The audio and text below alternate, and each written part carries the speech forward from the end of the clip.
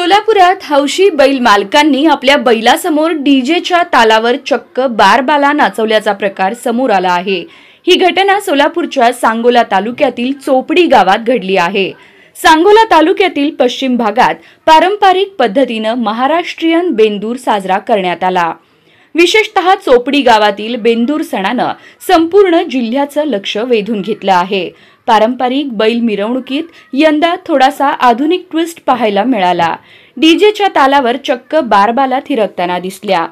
गावात वाजत गाजत फटाके फोडत डीजेवर झिंगाट नागोबा डुलायला लागला, पाखरा आजाद केले तुला अशा गाण्यांच्या तालावर मिरवणूक काढण्यात आली। यामध्ये बारबालांनी बैलांच्या पुढे थिरकून ग्रामस्थांची करमणूक केली। ही अनोखी मिरवणूक पाहण्यासाठी गावकऱ्यांची गर्दी उसळली होती। सध्या चोपडी गावातील ही बारबालांची नृत्यमय मिरवणूक जिल्ह्यात चर्चेचा विषय ठरत आहे। तुम्हाला याबाबत काय वाटतं आम्हाला कमेंटच्या माध्यमातून नक्की कळवा।